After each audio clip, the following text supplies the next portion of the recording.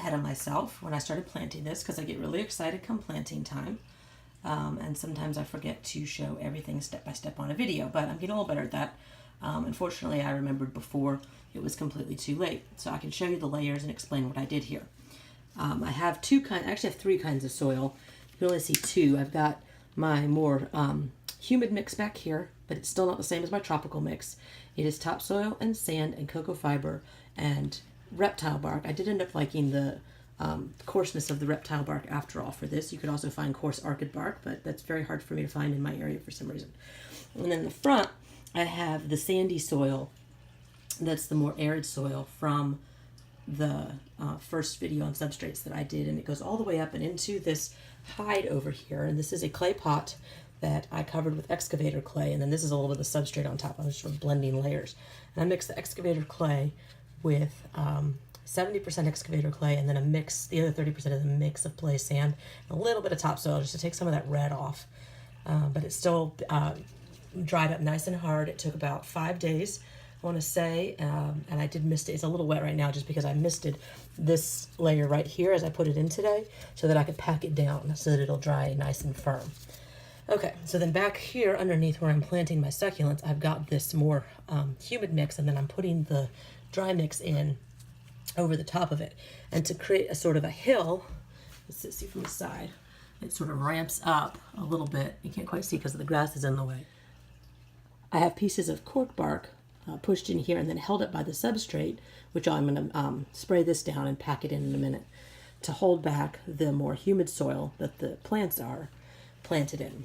And then this is Carex sagegrass and a caramel color. It's supposed to be this color. Has some fun little curly twists on the end.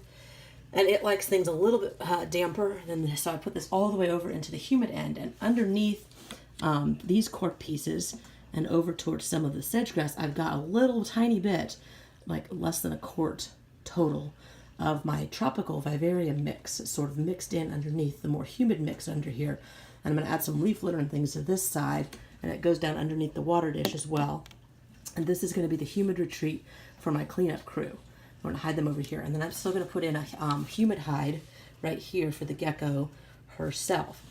So that's what I'm doing, and I'm going to put the last few plants in here, and then we can add a full video showing you the final product. Okay.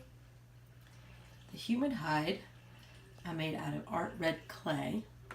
This air dry clay, and I let it dry for about 3 or 4 days, and then I painted it a little bit. I also smushed some of the excavator clay mixture into it while it was still wet after I had shaped it to give it some texture.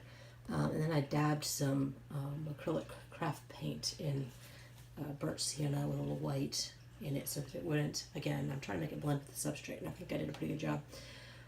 So that is sort of half buried with some of the more humid and tropical mix in there towards the back. So as the gecko gets down in there, it should be cooler and more humid underneath, the same as it would in nature. And so we've got the Carex sedgegrass, watch chain succulents, a blue sedum that was on discount, so it's not in perfect condition, but its color's already started coming back in just the little while I've had it. We have an aloe over here, and another aloe baby down here that I put some rocks around, so hopefully it won't get dug up, but we'll see what happens. The gecko will possibly rearrange some of these, but we'll see what happens. And some more watch chain succulents. I had just that one when I rinsed it, easily divided in half, which I think works out. Well, what I did when I brought these home was I bare rooted all of them, rinsed them, got all of the original dirt off, repotted them in organic potting soil. And you want to do that for at least a week. Some people say as many as 4 weeks. You can sort of split the difference into 2 to 3. Would be okay. You want to make sure you're not you're getting all of the commercial fertilizers and pesticides, if there are any, off so that they can't affect your animal. And then what I did was I shook all of the succulent soil off because it had a lot of perlite in it, and I didn't want perlite going in the gecko tank in case she dug any of it up. I didn't want to risk impaction.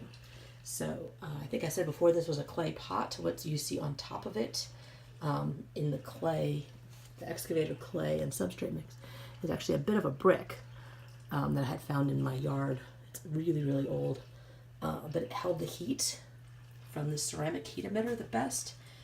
So set this ambient temperature on about 88, and to have the brick surface temperature hold at about 90 to 92. So this is the hot side over here, and there's hardly any of the humid mix. There's a tiny, tiny layer of the humid mix. It didn't even hardly come up above the tank rim. So maybe an inch of the humid mix over here under the arid mix, just so that the cleanup crew has little places of refuge, all over the tank. And then